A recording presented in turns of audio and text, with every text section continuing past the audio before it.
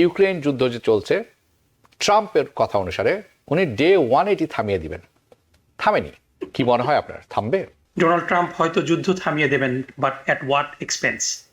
যে তিনি যদি জেলেনস্কিকে বাধ্য করেন যে রাশিয়া যে অঞ্চলগুলা অধিকৃত করে ফেলেছে, সেই অধিকৃত অঞ্চলগুলোকে রাশিয়ার সাথে রেখে জেলেনস্কিকে বাধ্য করা, অলরেডি একটা সংঘর্ষের দামামা কিন্তু বাড়ছে। সুতরাং ওয়েস্ট ব্যাংক অ্যানেক্স করে গাজার সেই সিজফায়ারটা হলো কিনা এটা সময় বলে দেবে। ট্রাম্প সাহেব চেয়েছেন যে তার প্রথম দিন একটা সাফল্য তিনি দেখাবেন। He wanted a success story, and this is a genuine success story. Saudi আরবের রাজপুত্র ইতিমধ্যে $600 বিলিয়ন ইনভেস্ট করার কথা বলেছেন, এবং কোয়াইট লাইকলি তিনি কিছু কনসেশন গেইন করবেন এই সরকারের কাছ থেকে, এবং তার বদলে ইসরায়েলের সাথে স্বাভাবিকরণ হবে। And once it is done, once relationship is normalized, there is no going back. There is no Palestine, there is no freedom in Gaza. Ukraine যুদ্ধ যে চলছে, ট্রাম্পের কথা অনুসারে উনি ডে 1 এটি থামিয়ে দিবেন। থামেনি, কি মনে হয় আপনার থামবে? ডেফিনেটলি আমার যেটা মনে হয় যে তিনি এগেন, যদিও তিনি রাশিয়ার ব্যাপারে খুব কড়া কথা কিছু বলছেন, কিন্তু ফেরদৌস ভাই এর আগেও বলেছিলেন যে হয়তো ডোনাল্ড ট্রাম্প, আমি সেই কথাটাই এগ্রি করেই বলছি, যে ডোনাল্ড ট্রাম্প হয়তো যুদ্ধ থামিয়ে দেবেন, বাট অ্যাট হোয়াট এক্সপেন্স? যে তিনি যদি জেলেনস্কিকে বাধ্য করেন যে রাশিয়া যে অঞ্চলগুলা অধিকৃত করে ফেলেছে, সেই অধিকৃত অঞ্চলগুলোকে রাশিয়ার সাথে রেখে জেলেনস্কিকে বাধ্য করা যে সেখান থেকে ব্যাকফুটে যেতে, ইউক্রেনকে একটা কম্প্রোমাইজ করতে, তাহলে তো it will not be a fair deal for Ukraine. So যুদ্ধ বন্ধ করা তো সোজা, কিন্তু ইউক্রেনিয়ানদের যেই ভূখণ্ড তারা হারিয়েছেন রাশিয়ার কাছে, রাশিয়া যে অঞ্চলগুলো এখনো দখল করে আছে, সেই অঞ্চলগুলো ইউক্রেনকে ফিরিয়ে দেওয়া, এটাই তো হলো ইকুইটেবল একটা বিষয়। সো এই বিষয়গুলা রয়ে গিয়েছে। তবে তিনি যেটা বলেছেন যে ডে 1 তিনি যুদ্ধ বন্ধ করবেন, যুদ্ধ বন্ধ করাটা মানে ইটস নট অ্যাজ ইজি, এবং এখানে অনেক ডাইনামিক্স রয়েছে। সো আমরা যদিও যুদ্ধে ক্ষয়ক্ষতির হার অনেক হ্রাস পেয়েছে দেখেছি, প্রাণহানি কমে গিয়েছে দেখেছি, কিন্তু যুদ্ধ তো বন্ধ হয়নি। সো যুদ্ধ তিনি বন্ধ করবেন, এটাতে কি রাশিয়ার লাভ হবে, ইউক্রেনের লাভ ক্ষতি কতটুকু, সো এই বিষয়গুলো রয়েছে। বাট একটা বিষয়ে আমি এখানে মানে I would have to give credit where credit is due, যে ডোনাল্ড ট্রাম্পের যিনি মধ্যপ্রাচ্য বিষয়ক যিনি এনভয়, তিনি যে এই সিজফায়ার ডিল করতে নেতানিয়াহুকে বাধ্য করেছেন, এবং নেতানিয়াহু কিন্তু he try to slow walk it. তার ক্যাবিনেটে, ওয়ার টাইম ক্যাবিনেটে কনজারভেটিভদের বিভিন্ন অবজেকশনকে উদ্ধৃতি দিয়ে তিনি হামাসকে দায়ী করেও তিনি বলতে চেয়েছেন যে হামাস এগ্রি করছে না, কিন্তু তারপরও এটা ডেফিনেটলি এই অ্যাডমিনিস্ট্রেশনের একটা মিনি সফলতা আমি বলবো, যে তারা অ্যাটলিস্ট ক্ষয়ক্ষতির পরও গাজার যুদ্ধটা বন্ধ করতে সক্ষম হয়েছে, সিজফায়ার করতে সক্ষম হয়েছে। But I will say that with caution, যে এই যুদ্ধটা বন্ধ করা হয়েছে ঠিকই, বাট কি ছিল এটার প্রাইস হবে? আমরা অলরেডি দেখতে পাচ্ছি যে পশ্চিম তীরে অলরেডি, ওয়েস্ট ব্যাংকে কিন্তু অলরেডি ইহুদি বসতি স্থাপনকারীরা, সেটেলাররা কিন্তু অলরেডি তাদের কি বলা যায় আইল খেলা শুরু করেছেন। তারা কিন্তু অলরেডি একটা সংঘর্ষের দামামা কিন্তু বাড়ছে।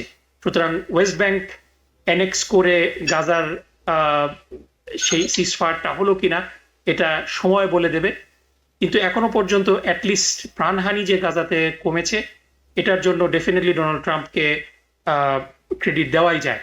কিন্তু অ্যাট দ্য সেম টাইম তিনি ডোমেস্টিক্যালি যে কাজগুলো করছেন, এটা মানে অমানসিক, মানে ডেফিনেটলি মানবাধিকার লঙ্ঘন, এবং ইউক্রেনেও তিনি এখনো পর্যন্ত কিছু করতে পারছেন না। সুতরাং এই দায়িত্বও তাকে নিতে হবে। হ্যাঁ, ডে 1 তাহলে ইউক্রেন যুদ্ধ বন্ধ হলো না। This is real life, this is not soap opera. এখানে ট্রাম্প যে বলতে পারেন না Zelensky you are fired or Putin you are fired, this না হাউ ইট ওয়ার্কস। সো বাস্তবতা একটু ভিন্ন। আপনি গাজার প্রসঙ্গ টেনে এনেছেন, হাসান ফেরদৌস, আমি আপনার কাছে যাব। সিজ ফায়ার তো হলো, এটা কতদিন থাকবে বলে আপনার মনে হয়? আমরা শুনলাম নাকিবুর রহমানও বললেন যে Trump may be a factor. Was E really a factor? আসলে কি তাই? আমি নাকি ভাইয়ের সঙ্গে একমত যে ট্রাম্প ফ্যাক্টর ওয়াজ এ ফ্যাক্টর। কারণটা হচ্ছে যে ট্রাম্প সাহেব চেয়েছেন যে তার প্রথম দিন একটা সাফল্য তিনি দেখাবেন। He wanted a success story, and this is a genuine success story. আবার তিনি পাশাপাশি বলেছেন, ঠিক 3 দিন আগে বলেছেন যে তিনি কনফিডেন্ট না যে এই সিজফায়ারটা স্থায়ী হবে। তার মানে ট্রাম্পকে খুশি করবার জন্যে, যাতে করে ট্রাম্প তার প্রথম দিন বলতে পারে হ্যাঁ আমি আমার কথা রেখেছি, এই সিজফায়ারটা হয়েছে। তার প্রমাণটা দিয়ে আপনাকে আমি দেই। দুটো অ্যাডভান্টেজ খুঁজছে নেতানিয়াহু বা এই সরকার। এক, ওয়েস্ট ব্যাংক। আপনারা জানেন ইসরায়েলের সিকিউরিটি মন্ত্রী এবং যুদ্ধমন্ত্রী দুজনই থ্রেট করেছিলেন, একজন পদত্যাগ করেছেন, যে যদি এই যুদ্ধবিরতি করা হয় তাহলে তারা সরকার ছেড়ে দেবেন। যেমন বেন গাভির অলরেডি ছেড়ে দিয়েছে, হ্যাজ লেফট দি গভর্নমেন্ট।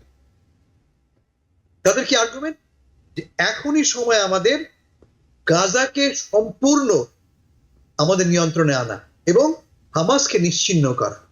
গাজায় কিন্তু একটি ভবন অরক্ষিত অবস্থা, ভালো অবস্থা একটা ভবনও নেই, কিন্তু থাকার কোনো জায়গা নেই, কিন্তু গাজা শেষ হয়ে গেছে। তারপরেও তারা চাইছে যুদ্ধটা কন্টিনিউ করতে। আচ্ছা ঠিক আছে, যুদ্ধ আমি বন্ধ করলাম, তারা বলছেন তার প্রাইসটা কি হবে? পশ্চিম তীর। এই বেন গাভির কি বলেছে? যে পশ্চিম তীরকে অ্যানেক্স করতে হবে। এখন ইজ দ্য বেস্ট টাইম, আমি তাকে আক্ষরিকভাবে কোট করছি, now is the best time to annexe the West bank. কারণ ডোনাল্ড ট্রাম্প সাহেব আমাদেরকে একটা ব্ল্যাঙ্ক চেক দেখিয়ে দিয়েছেন। আপনাদের মনে থাকতে পারে এই ডোনাল্ড ট্রাম্প সেই লোক যে কিনা প্রথম ক্ষমতা আসার পরপরই যুক্তরাষ্ট্রের রাজধানী, যুক্তরাষ্ট্রের এমবাসি, ইসরায়েলে যুক্তরাষ্ট্রের এমবাসি জেরুজালেম নিয়ে এসেছিলেন। তিনি প্রথম ব্যক্তি যিনি গোলান হাইটসে ইসরায়েলি অকুপেশনকে লিগালাইজ করেছিলেন। তিনি এখন যেটা করেছেন, আশা করা যাচ্ছে এটাকে লিগালাইজ তিনি করবেন, তা হচ্ছে যে সিরিয়াতে গোলান হাইটসের পাশে যে বাফার জোন আছে, সেই বাফার জোনে ইতিমধ্যে কিন্তু সিরিয়ান আর্মি ঢুকে গেছে। একটা বেশ লম্বা চড়া বাফার জোন আছে। বাফার জোনে থাকার কথা না, কিন্তু ঢুকে গেছে ইসরায়েলি তার হেভি ওয়েপনারি এবং ট্যাঙ্ক নিয়ে। They will not leave, I can guarantee you. তারা কেউ ছেড়ে যাচ্ছে না, এবং তারা এক্সপেক্ট করছে যে ডোনাল্ড ট্রাম্প সাহেব এই অকুপেশনটাকে লিগালাইজ করবেন। কেমন? এটা একটা দিক। আপনি একটু আগে উল্লেখ করেছেন যে আর একটা রণকৌশল হচ্ছে যে সৌদি আরবের সাথে সম্পর্ক স্বাভাবিকরণ। কেমন? এইটি হচ্ছে গিয়ে গ্র্যান্ড প্রাইজ, লটারির গ্র্যান্ড প্রাইজ হচ্ছে এটা নেতানিয়াহুর জন্য। দেখো আমি সৌদি আরব কিনে দিই, সৌদি আরব আনা মানে কিন্তু প্র্যাকটিক্যালি সকল মুসলিম ওয়ার্ল্ডকে এনে দেওয়া। সো এটা হচ্ছে তার লটারি। এবং এটা ডোনাল্ড ট্রাম্প সাহেব, আপনি একটু আগে বলেছেন, তার প্রথম ট্রিপ হবে সৌদি আরবে।